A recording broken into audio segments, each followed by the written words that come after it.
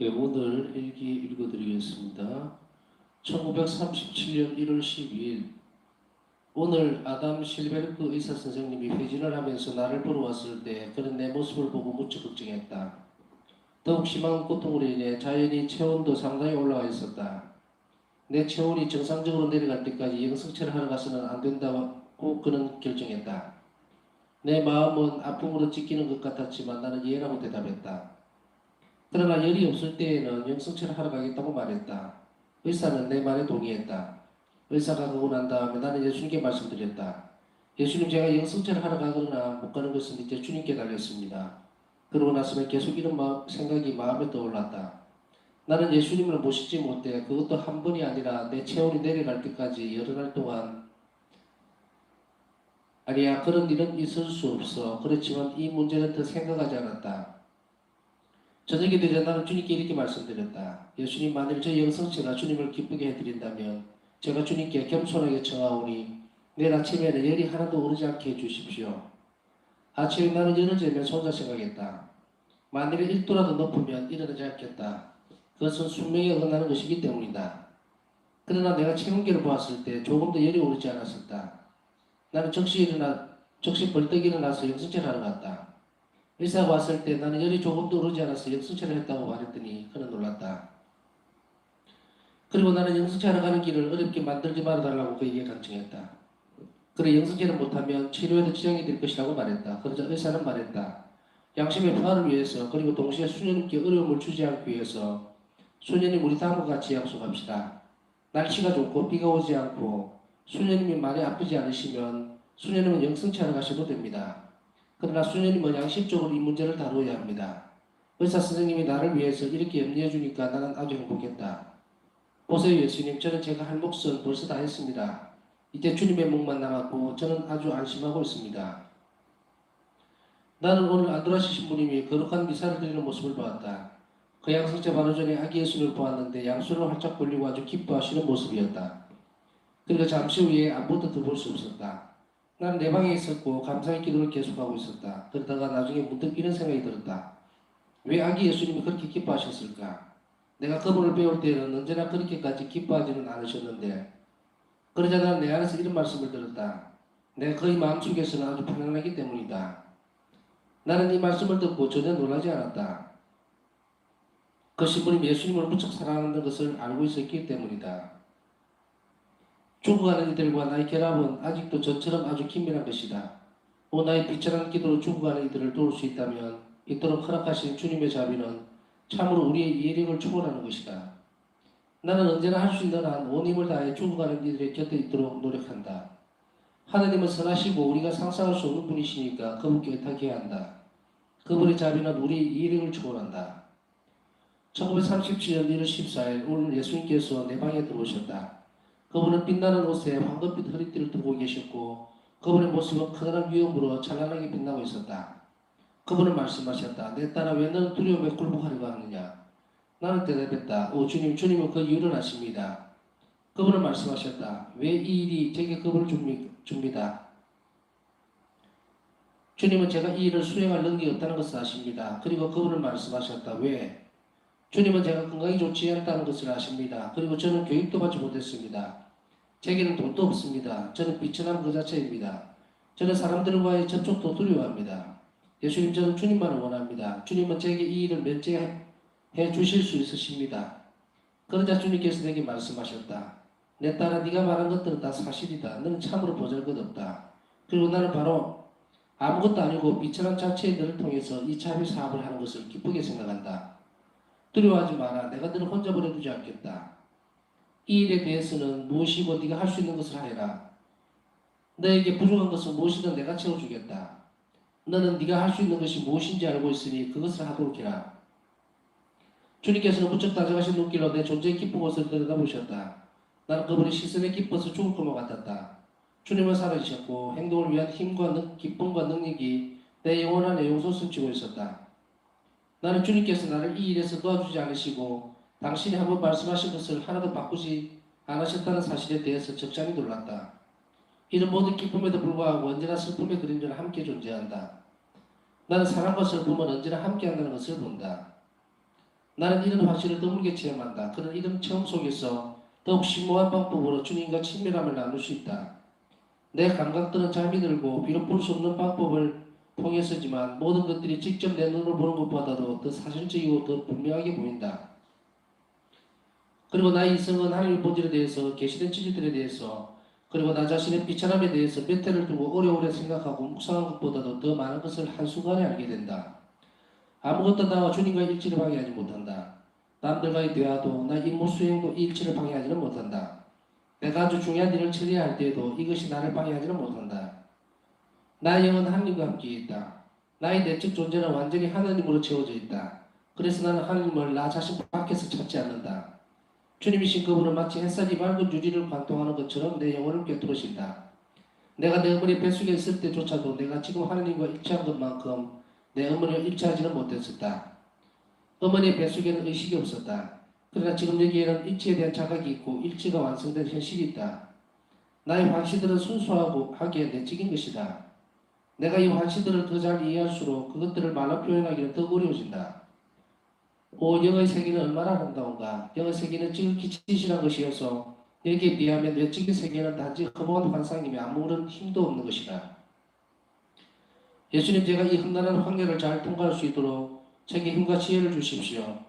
오, 저희 주님, 제가 주님께 대한 이 그리움을 끈기 있게 제 가슴 속에서 참아낼 수 있도록 제게 힘과 지혜를 주십시오. 주님께서 제게 가까이 오신다는 것을 느낄 때 저는 언제나 거룩한 경탄 속에 잠기게 됩니다. 경륜은 어조의 주인이신 주님께서 이 비참한 귀양살이를 하러 내려오시고 비천함 자체일 뿐 가진 것이라고는 아무것도 없는 이 불쌍한 거린을 찾아오십니다. 저희 고귀하신 왕자님, 저는 어떻게 해야 주님을 즐겁게 해드릴 수 있는지 모릅니다. 그러나 주님께서는 제가 제 심장의 움직임 하나하나로도 주님을 사랑한다는 것을 아십니다.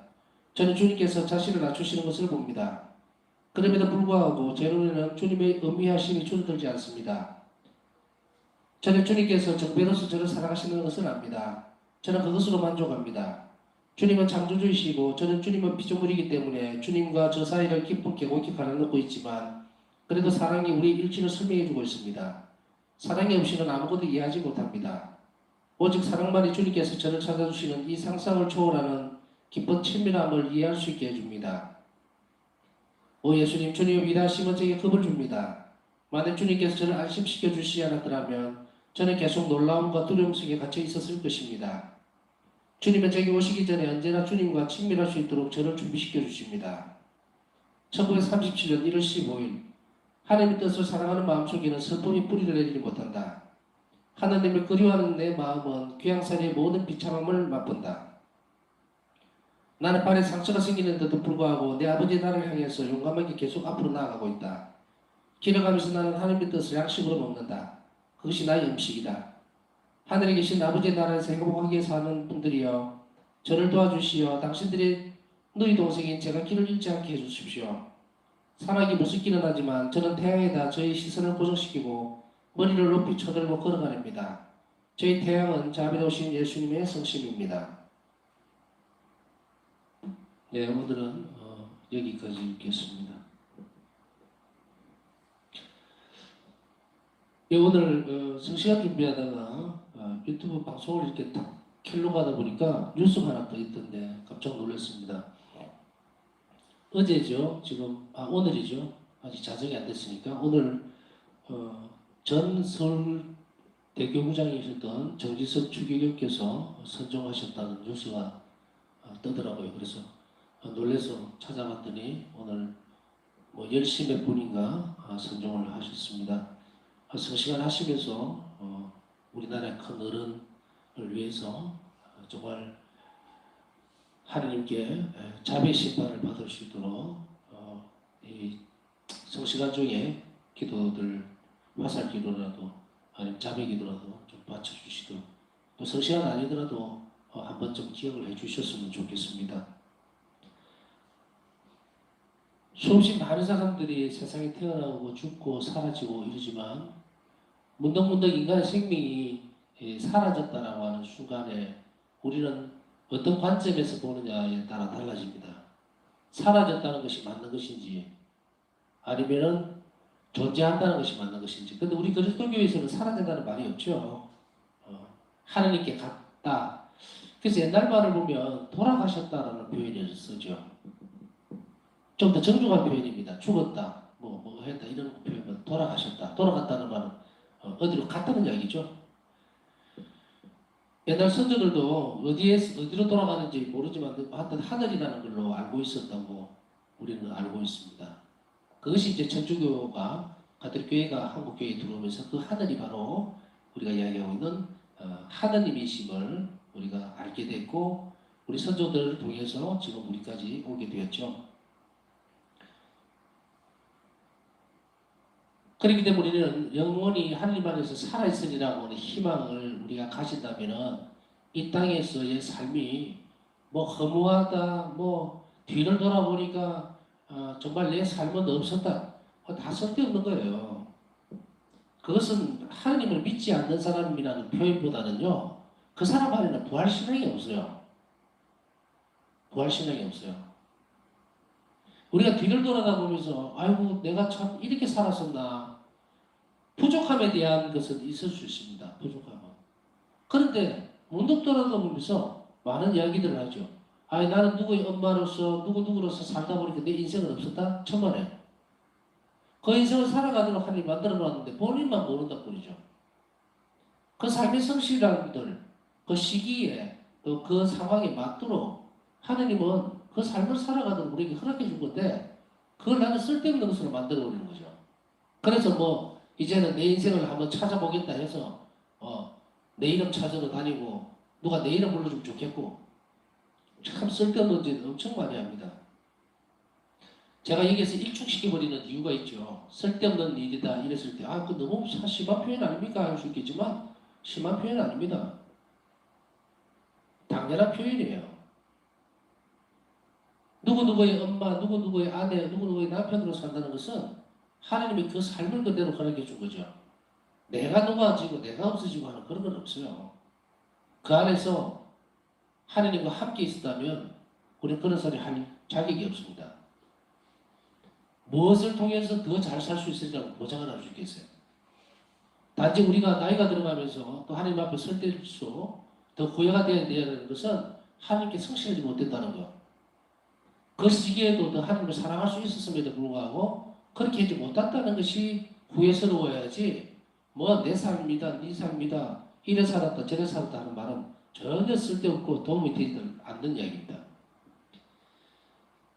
그것은 앞으로 영원히 살아야 내야 될 우리의 몫에서 영원한 생명에서 내가 지나간 시간들, 현재적인 시간들을 하찮게 여긴다면 또 거기에 부활신앙에 대한 영원한 생명에 대한 그런 믿음과 희망이 없으면 우리는 그렇게 삶을 평가해버립니다. 평가전화해버려요. 그래서 내 기억에서 내 인생에서 없어져야 할 그런 시간으로 치부해버리고 전에도 한번 얼핏 그 말씀을 드렸지만 인간이 길어봐야 80살, 90살 많이 살아봐야 100살이다. 그런데 우리는 이렇게 한 번뿐이라는 인생이라는 말을 씁니다. 물론 이 땅에서 우리가 이런 존재로 살아가는 것은 한 번밖에 없어요.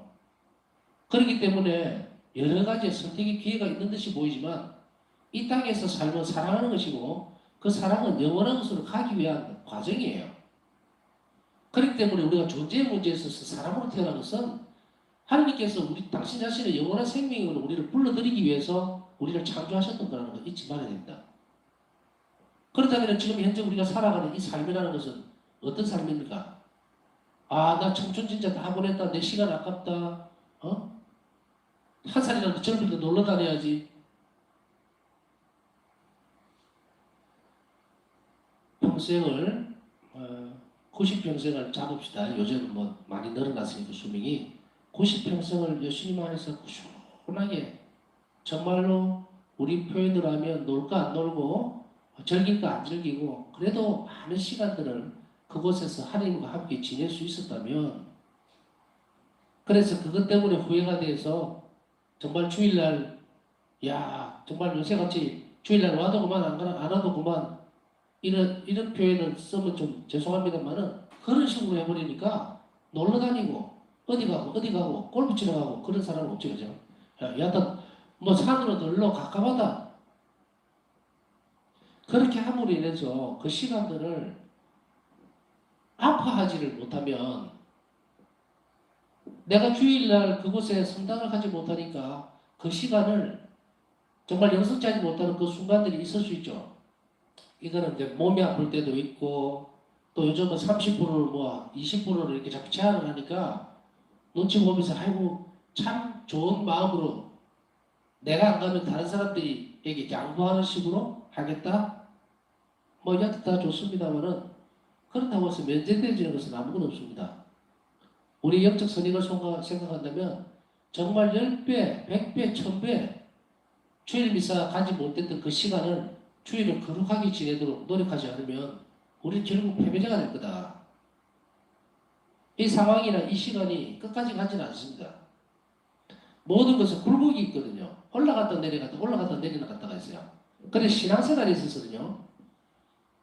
짧은 기간의 냉담은요. 회복하려면 엄청나게 많은 노력들이 있지 않는 한은 완전히 파여버립니다. 파여버려요. 왜? 하느님과 나하고의 신의 문제에 금이 가버렸기 때문에. 우리가 인간관계에서만 쉽게 생각을 해도 그렇죠. 누가 조그만 뭐 말로 그렇게 실수를 한번 딱 잠깐 했다. 아차 실수다. 근데 큰 실수도 아닌 짧은 실수인데도 불구하고 우정의 금이 착 가버리거나 혹은 부모 자식 간에 두 번 다시 못 볼 정도까지 가버리는 경우 봤죠. 그 약간의 빈틈에 하느님이 존재하지 않으면 메워지지 않습니다. 날이 갈수록 점점 벌어져요. 점점. 우리가 하느님 안에 머문다고 하는 것은 이것을 빨리 봉합시키는 거예요. 누구보다도 빠르게 회복시키고 누구보다도 빨리. 그래서 영혼의 중개자라는 표현을 저는 좋아합니다. 하느님 없이 어떻게 인간하고 인간 사이가 화해할 수 있겠느냐? 절대로 불가능합니다. 왜? 그거는 사이사이로 악이 다 끼어들어가 버려요. 그래서 별거 아닌 농담이든 별거 아닌 실수로 마찰이 탁 일어나보는데 이상하게는 걷잡을 수 없으면 이제 두 번 다시 보기 싫은 형태로 가버리죠. 왜 그러냐? 그 사이에 기도가 존재하지 않으면 점점 커져버리고 결국 그 사람하고 단절이 되어버립니다. 사람들은 예수님을 불러들일 때 예수님 안에서 안전하게 지낼 수 있는 방법들을 머리로는 알고 있어도 우리 삶에서 빨리 접목시키지 않으면 그렇게 되지는 않습니다. 이 이야기들을 가지고 나온 이유가 오늘 이 부분이죠. 사랑이 없이는 아무것도 이해하지 못합니다.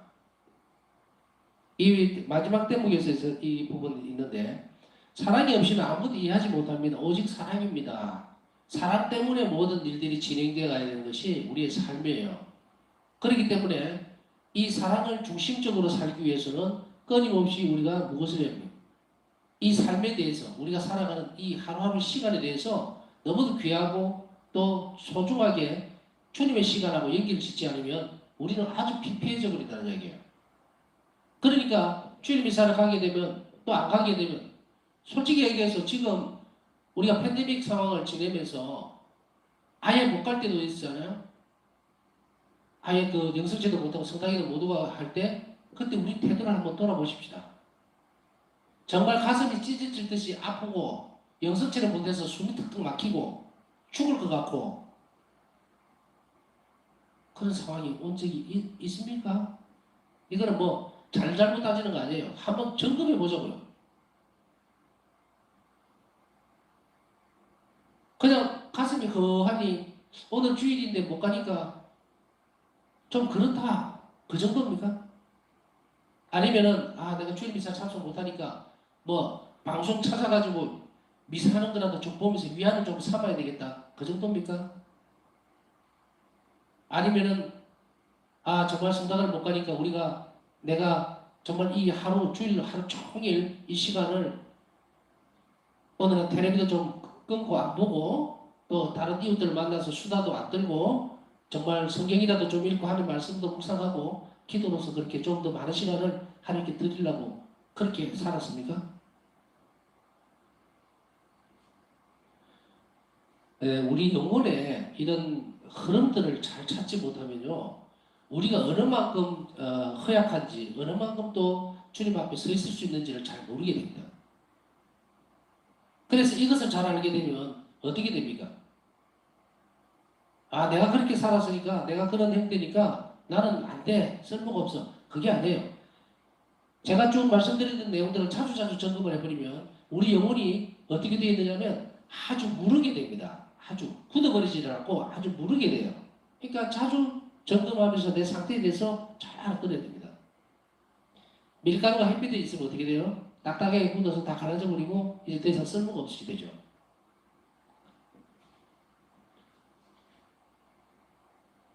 오늘 하나님의 말씀을 듣게 되거든 너희 마음을 무디게 가지지 말아라.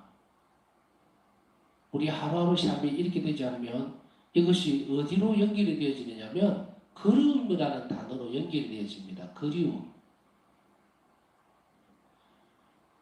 파우사 성경은 이 그리움이라는 단어를 많이 써요. 오늘도 나옵니다.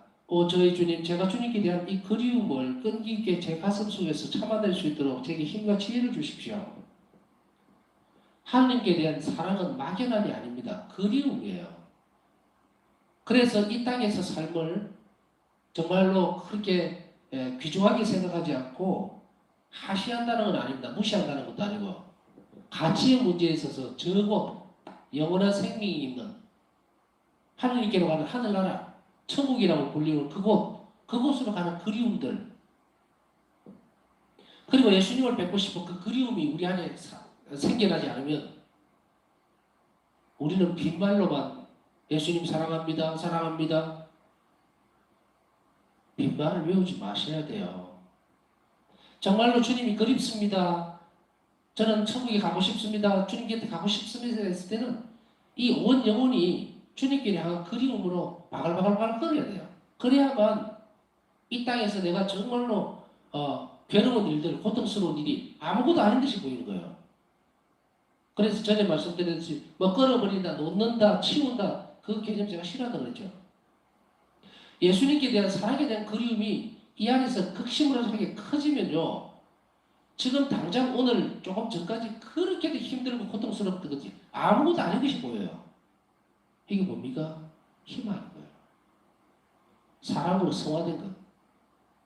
그 그리움이 키워지지 않으면 우리는 어떤 것도 이 세상에서 미련에서 떠날 수가 없어요.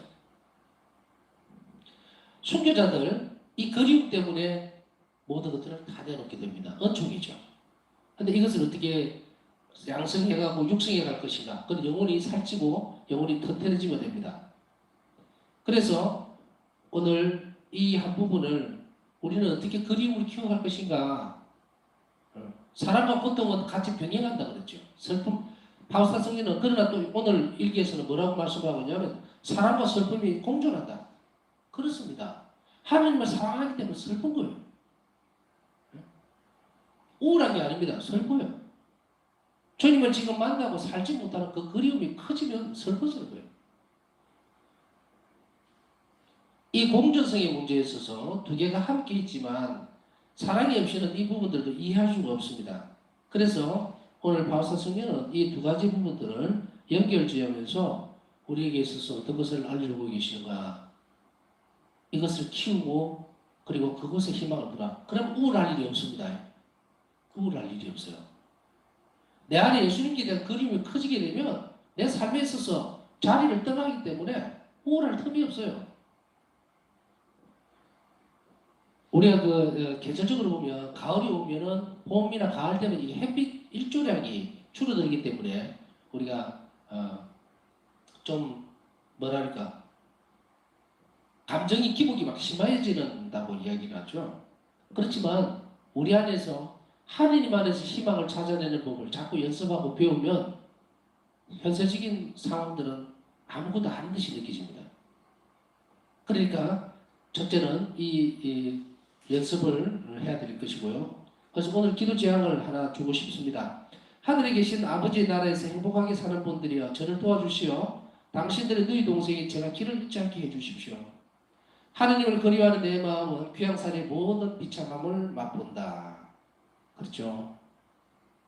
우리가 이 그리움들을 간직할 수 있도록 그리고 그 그림이 커질 수 있도록 우리는 천국에 있는 영혼들에게 우리를 도와주십사 하고 오늘 청했으면 좋겠습니다. 이게 첫 번째 좀 지향을 두고 싶고요. 또 유익 있게 하나 봐야 되겠 두 번째는 예수님께서 바울사성이가 굉장히 이제 두려워하니까 왜라는 질문을 자꾸 던집니다. 왜? 이 제가 그걸 줍니다. 그러니까 왜? 왜? 계속 이러다가 이제는 예수님께서 바울사성에게 약속을 하듯이 우리에게도 같은 약속을 해주고 싶어 하시는 거예요. 자, 이게 우리 행동 지침이 돼야 됩니다.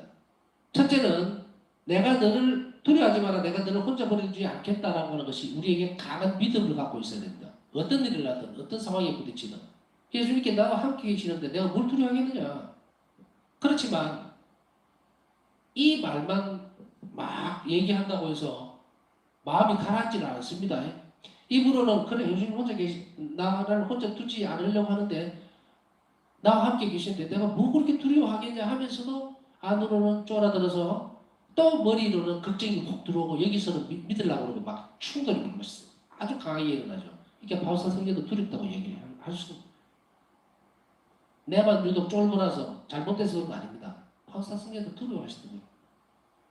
그렇지만 우리는 예수님께서 하신 약속과 내가 해야 될 것으로 두 개가 구별이 됩니다. 하나는 예수님께서 너와 함께 있을 테니까 걱정하지 말아라 하면서 동시에 너는 이렇게 해야 된다. 이렇게 말씀하시죠.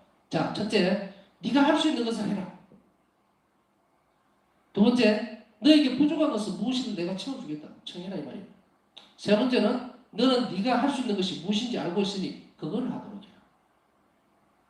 잘 명심해야 합니다. 아무리 눈앞에 태산같이 큰 걱정거리가 있고 어려움이 있다더라도 이 규칙대로 가면 돼요. 왜? 내 말이 아니고 예수님께서 나와 함께 해주시겠다는데 대신에 뭘 해야 합니까? 내가 해야 될 몫을 찾아야 됩니다. 예수님은 나에게 어떤 말씀하고 계세요? 너는 네가 할 일을 알고 있다 이거예요. 그럼 우리는 이럽니다. 내가 할 일 잘 모르겠는데 그걸 어떻게 하는 말인가? 기도하시라는 이야기죠. 기도하시는 거예요.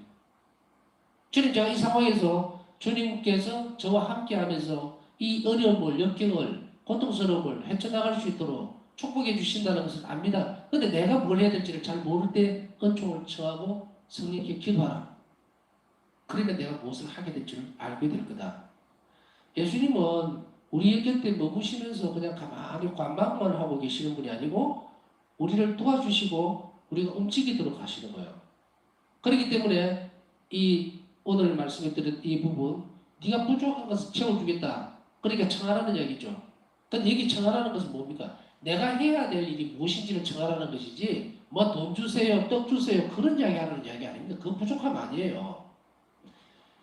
하나의 상황이나 고통스러움이나 어떤 어려움이 있을 때 그걸 해결하기 위한 것이에요. 본질적으로 돈이 필요하다 하더라도 그 돈의 문제가 아니라는 얘기입니다. 1,000원이 필요하다고 1,000원만 주고 나면 그다음 10,000원 달라는 거거든. 그거 아니에요. 본질적으로 얘기를 해라. 그 어려움을 하기 위해서 하나님께서 예수님께서 나에게 무엇을 하라고 하시는지 잘 알아듣고 나에게 희생기도를 바치라 그러든지 하루를 굶어라 그러든지 이웃을 위해서 헌신을 하라든지 봉사를 하라든지 성체적으로 한 시간씩 더 해라든지 주님께 주실 거거든. 그걸 하라 이 말이에요. 이제 세 번째로 훌쩍 뛰어 넘어가면요. 제일 앞부분에서 나왔던 앞에 부분에서 일기하고 이 부분하고 연결을 지켜보면 이렇습니다. 이 일이 끝나고 나고 이 일이 꾸준하게 진행되고 나면 우리는 이런 기도를 할 수가 있죠. 예수님 저는 제가 할 몫을 벌써 다 했습니다. 이제 주님의 목만 남았고 저는 아주 안심하고 있습니다. 참 일기 내용으로 보면은 이게 앞에 나오고 조금 전에 말씀드렸던 것이 뒤에 나오는데 연결이 이렇게 되는 거예요. 내가 해야 될 몫을 다 하고 나면 우리는 이 기도를 하게 됩니다. 주님 저는 최선을 다해서 제 몫을 다 했습니다. 이제 주님께서 주님의 몫만 남았다는 말은 무엇이에요? 주님께서 나에게 그걸 실행해 주십시오. 이 말이에요. 주세요. 이거지 이제 가능하다. 그리고 저는 안심합니다. 늘 바사성 일기를 지금 쭉 묵상해 가면서 하는 말씀이지만 주님께서 안 주시는 것이 아니라 안 받으려고 하는 거예요. 방법을 모르니까 끝으로 짧게 이 방법이라는 것은 은총의 삶이죠. 은총을 주시고자 하는 그 삶에 하나 예를 들면 자매 상부 예수님 저는 당신께 의탁합니다. 저 의탁이라고 하는 것은 그릇이에요. 그릇. 저 그릇을 안 가지고 가면 자비를 얻지 못합니다. 그러니까 여러분 잘 배우시고 자꾸 연습을 하시면 돼요. 누군가가 예수님께서 물을 주려고 이렇게 들고 있는데 어떤 사람들은 그걸 받으러 오면서 뭘 가져옵니까? 소쿠리를 들고 와요. 소쿠리. 근데 제일 큰 소쿠리 들고 물 부어주니까 어때요? 바닥으로 다 떨어져 버리죠. 어떤 사람은 작지만 바가지를 들고 와서 같이 오는 사람이 있어요. 어떤 사람은 이도 저도 없이 밑에 구멍이 난 빵꾸난 바가지 들고 와서 뒤밀고 안 되겠죠? 우리의 성실함과 주님께서 원하시는데 우리가 합당하게 잘 살아가는 시간들을 만들어가기 위해서 또 우리가 이 시간에 성실하게 오늘 하루를 잘 살았는지 또 부족했다면 또 주님께서 은총으로 채워주시고 내일 더 살면서 우리가 은혜로운 삶을 살아갈 수 있도록 하나님께 청하면서 이 시간 보내도록 해야 되겠습니다.